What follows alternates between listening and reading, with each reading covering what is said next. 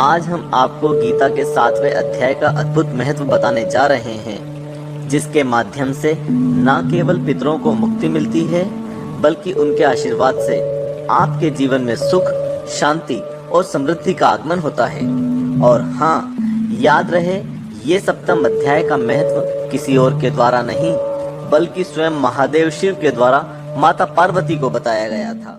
देवों के देव महादेव शिव कहते हैं कि पार्वती, अब मैं गीता के 7वें अध्याय का महत्व बतलाता हूँ, जिसे सुनकर कानों में अमृत राशि भर जाती है। एक बार की बात है, पाटलिपुत्र नाम का एक दुर्गम नगर था, जिसका द्वार बहुत ही ऊंचा था। उस नगर में शंकुकर्ण नाम का एक ब्राह्मण रहता था। उसने वेश्यावृत्ति का सहारा लेकर बहुत धन कमाया था, किंतु ना तो कभी पितरों का तर्पण किया और ना देवताओं का पूजन किया। वह व्यक्ति सदा धन इकट्ठा करके सिर्फ राजाओं का ही भोज किया करता था। एक समय की बात थी, उस ब्राह्मण ने अपना चौथा विवाह करने के लिए पुत्रों और बंधुओं के साथ यात्रा की। मार्ग में आधी रात के समय जब वह सो रहा था, तब कहीं से एक सांप ने आकर उसकी भुजा पर डस लिया। सांप के काटते ही उस व्यक्ति की ऐसी अवस्था हो गई कि मणि, मंत्र और औषधि, इन सब से भी उसके शरीर की रक्षा असाध्य जान पड़ी। इसके बाद कुछ ही क्षणों में उसके प्राण निकल गए और वह प्रेत योनि को प्राप्त हो गया। फिर बहुत समय के बाद वह प्रेत सर्प योनि में उत्पन्न हुआ। उसका चित्त हमेशा धन की वासना में बंधा रहता था। उसने अपने जीवन की पूरी घटना को याद करके सोचा कि मैंने घर के बाहर करोड़ों की संख्या में जो अपना धन गाड़ रखा है, उससे इन पुत्रों को वंचित करके स्वयं ही उसकी रक्षा करूंगा। फिर कुछ समय के बाद वह सर्प योनि से पीड़ित होकर एक दिन उसने सपने में अपने पुत्रों को अपना मनोभाव बताया। तब उसके पुत्रों ने सुबह उठकर बड़े आश्चर्यचकित ढंग से उस सपने के बारे में चर्चा की। उनमें से मंझला पुत्र कुल्हाड़ी हाथ में लेकर निकल गया और जहाँ उसके पिता सर्प योनि धारण करके रहते थे, वहाँ पहुँच गया। वहाँ पहुंचकर धन की तलाश में उसने सांप की बांबी को खोदना शुरू कर दिया। तभी उस बांबी से बड़ा भयानक सांप निकला और बोला, मूर्ख, तू कौन है? किस लिए आया है? यह बिल क्यों खोद रहा है? तभी वह जवाब देते हुए बोला, मेरा नाम शिव है, मैं आपका पुत्र हूँ और रात में देखे हुए सपने से विस्मित होकर मैं यहाँ आया हूँ। पुत्र की यह वाणी सुनकर वह सर्प हंसता हुआ ऊंचे स्वर में बोला, यदि तू मेरा पुत्र है तो मुझे इस योनि से जल्दी मुक्ति दिला। पुत्र ने सवाल किया कि पिताजी, आपकी मुक्ति कैसे होगी? कृपया इसका उपाय मुझे बताएं। तब उस सांप ने बोला कि बेटा, भागवत गीता का 7वां अध्याय ही मुझे मुक्ति दिला सकता है। बाकी दूसरे साधन मुझे मुक्ति दिलाने में असमर्थ हैं, क्योंकि मैंने बहुत पाप किए हैं। केवल गीता का 7वां अध्याय ही प्राणियों के जरा मृत्यु आदि दुखों को दूर करने वाला है। और उसने कहा, पुत्र, मेरे श्राद्ध के दिन गीता का 7वां अध्याय का पाठ करने वाले ब्राह्मण को श्रद्धा पूर्वक भोजन कराओ। इससे निस्संदेह मेरी मुक्ति हो जाएगी। सर्प योनि में पड़े हुए पिता के यह वचन सुनकर सभी पुत्रों ने उनकी आज्ञा अनुसार और उससे भी अधिक किया। तब जाकर शंकुकर्ण ने अपने सर्प शरीर को त्याग कर दिव्य रूप धारण किया और सारा धन पुत्रों के अधीन कर दिया। पिता ने करोड़ों का जो धन उनमें बांट दिया, उससे उनके पुत्र बहुत पसंद थे।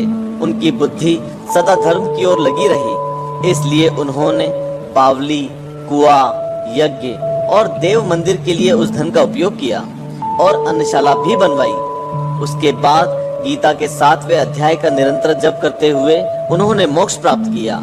इस प्रकार अंत में भगवान शिव माता पार्वती से कहते हैं, यह मैंने जो तुम्हें गीता के 7वां अध्याय का महत्व बताया है, इसके सुनने मात्र से प्राणी अपने सभी पापों से मुक्त हो जाता है और अंत में मोक्ष को प्राप्त करता है। अध्याय 7 भगवत ज्ञान। श्री भगवान ने कहा, हे प्रथापुत्र, अब सुनो कि तुम किस तरह मेरी भावना से पूर्ण होकर और मन को मुझ में आसक्त करके योगाभ्यास करते हुए मुझे पूर्णतया संशय रहित जान सकते हो। अब मैं तुमसे पूर्ण रूप से व्यवहारिक तथा दिव्य ज्ञान कहूँगा। इसे जान लेने पर तुम्हें जानने के लिए और कुछ विशेष नहीं रहेगा।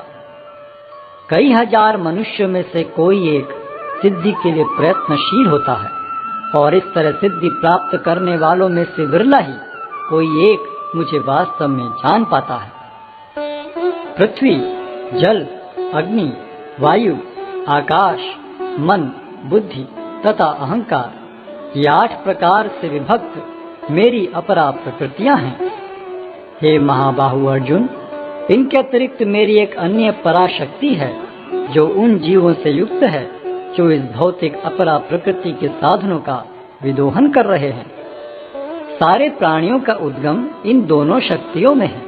इस जगत में जो कुछ भी भौतिक तथा आध्यात्मिक है, उसकी उत्पत्ति तथा प्रलय मुझे ही जानो।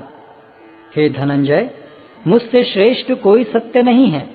जिस प्रकार मोती धागे में गुथे रहते हैं, उसी प्रकार सब कुछ मुझ पर ही आश्रित है।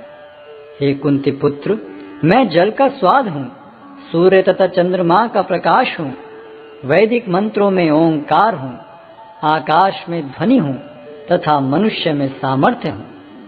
मैं पृथ्वी की आद्य सुगंध और अग्नि की ऊष्मा हूँ। मैं समस्त जीवों का जीवन तथा तपस्वियों का तप हूँ। हे प्रथापुत्र, यह जान लो कि मैं ही समस्त जीवों का आदि बीज हूँ। बुद्धिमानों की बुद्धि तथा समस्त तेजस्वी पुरुषों का तेज हूँ। मैं बलवानों का कामनाओं तथा इच्छाओं से रहित बल हूँ। हे भरत श्रेष्ठ अर्जुन, मैं वह काम हूँ जो धर्म के विरुद्ध नहीं है। तुम जान लो कि मेरी शक्ति द्वारा सारे गुण प्रकट होते हैं, चाहे वे सतोगुण हो, रजोगुण हो या तमोगुण हो। एक प्रकार से मैं सब कुछ हूँ, किंतु हूँ स्वतंत्र। मैं प्रकृति के गुणों के अधीन नहीं हूँ, अपितु वे मेरे अधीन हैं।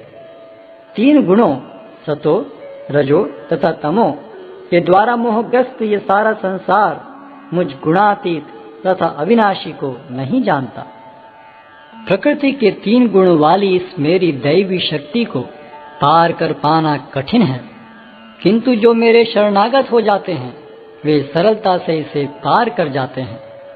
जो निपट मूर्ख हैं, जो मनुष्यों में अधम हैं, जिनका ज्ञान माया द्वारा हर लिया गया है तथा जो असुरों की नास्तिक प्रकृति को धारण करने वाले हैं, ऐसे दुष्ट मेरी शरण ग्रहण नहीं करते। हे भरत श्रेष्ठ, 4 प्रकार के पुण्यात्मा मेरी सेवा करते हैं: आर्त, जिज्ञासु, अर्थार्थी तथा ज्ञानी। इनमें से जो परम ज्ञानी है और शुद्ध भक्ति में लगा रहता है, वह सर्वश्रेष्ठ है, क्योंकि मैं उसे अत्यंत प्रिय हूँ और वह मुझे प्रिय है।